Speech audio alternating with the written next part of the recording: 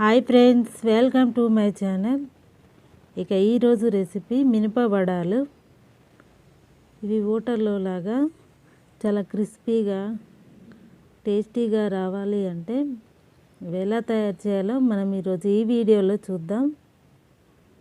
ముందుగా ఈ వడాలు తయారు చేయడానికి 1 కప్పున్నర వరకు మినపప్పు తీసుకొని ఒక 4-5 గంటల పాటు నానబెట్టుకోవాలి. మనం ఉదయాన్నే చేసుకోవాలనుకుంటే నైటే నానబెట్టుకోండి. ఇప్పుడు ఒక మిక్సీ జార్ తీసుకొని ఒక 2 పచ్చిమిర్చి, ఇందులో జీలకర్ర, ఒక 3 అల్లం ముక్కలు వేసుకోవాలి. నానబెట్టుకున్న మినపప్పును కూడా వేసుకోవాలి. ఇప్పుడు ఇందులోకి కొద్దిగా అటుకులు తీసుకొని ఇలా కడిగి ఈ మిక్సీ జార్లోకి తీసుకోవాలి. ఈ అటుకులు వేయడం వలన మినపవడాలు అనేది పైన క్రిస్పీగా, లోపల చాలా మెత్తగా టేస్టీగా వస్తాయి. ఇలా వేసుకున్న తర్వాత గ్రైండ్ చేసి పెట్టుకోవాలి. ఇదే విధంగా మిగతా పప్పును కూడా ఇలా గ్రైండ్ చేసి పెట్టుకోవాలి. ఇప్పుడు ఇందులోకి సన్నగా తరిగిన కరివేపాకు, సన్నగా తరిగిన కొత్తిమీర వేసుకోవాలి. కొద్దిగా వంట సోడా వేసుకోవాలి. రుచికి సరిపడా సాల్ట్ వేసుకొని పిండిని బాగా కలుపుకోవాలి.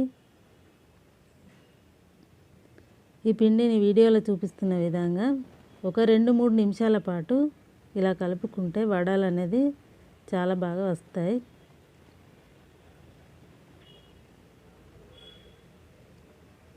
ఇలా కలుపుకున్న తర్వాత ఇప్పుడు మనం స్టవ్ ఆన్ చేసి డీప్ ఫ్రై కోసం ఆయిల్ వేడి చేసుకుందాం. ఇప్పుడు వడలను ఇలా టీ జార్ తీసుకొని కొన్ని నీళ్ళని రాసి ఇలా వడలు చేసుకోవచ్చు. లేదా ఒక బౌల్ తీసుకొని పైన వాటర్ రాసి పెట్టుకొని పిండిని కొద్దిగా తీసుకొని ఈ విధంగానైనా చేసుకోవచ్చు. లేదా చేతితోటైనా ఇలా వడలు చేసుకోవచ్చు.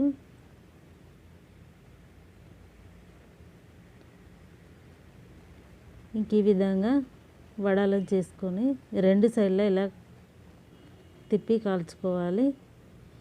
మినప వడలు రెడీ అయిపోయినాయి. వీటిని ఒక ప్లేట్లోకి తీసుకొని